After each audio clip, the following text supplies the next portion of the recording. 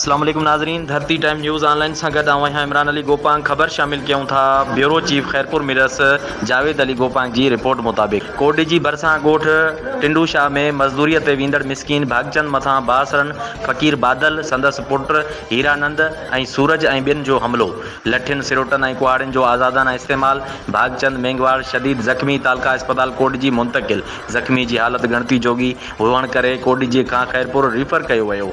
ज़ख्मी भागचंद मीडिया आडो दाईंदे चयो त बिला जवाज़ बासरन फ़कीर बादल ऐं पुटन समेत 2 ॾींहं मूं ते हमलो कयो हो ऐं उल्टो गिरफ़्तार करायो। अॼु सुबुह जीअं ई पंहिंजी रोज़ीअ ते वञी रहियो हुयुसि त बासर फ़कीर बादल हीरानंद सूरज ऐं ॿियनि मूं ते हमलो कयो ऐं पिस्टल जा फायर कया ऐं मूंखे पिस्टल जा कुंदाक हयां मुंह ते लठियुनि कुहाड़ियुनि ऐं सिरोटनि जो वसकारो करे ॾिनो। ज़ख्मीअ जे सौट रेम्बो मीडिया आडो दाईंदे चयो त बासर बादल ऐं संदसि पुटनि जा ज़ुल्म वधी विया आहिनि। आए रोज़ ग़रीबनि ते ज़ुल्म था कनि, जेको बि उन्हनि जी ॻाल्हि नथो मञे उन ते हमला करे पुलिस खां गिरफ़्तार कराइनि था। पुलिस विंगारू बणिजी वई आहे। पुलिस असांजी ॿुधण लाइ तयारु न आहे, न ई असांजो केस दाख़िल थी करे।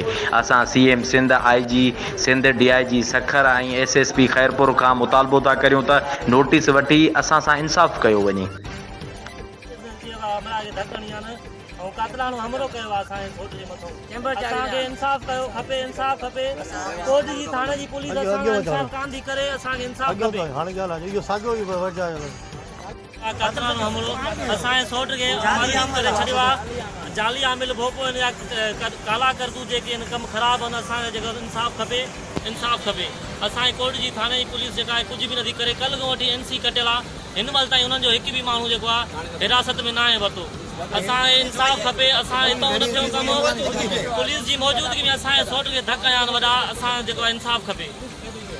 बादल जो पुटु आयो, हीरो आयो, हुन जा भार हुया, सौट हुया, जीअं आया मूंखे ॾिठो साईं, रिवाल हुयो हुन हथ में, मूंखे हुन धक कया, चए तोखे असां मारींदासीं ईअं फलाण टीर।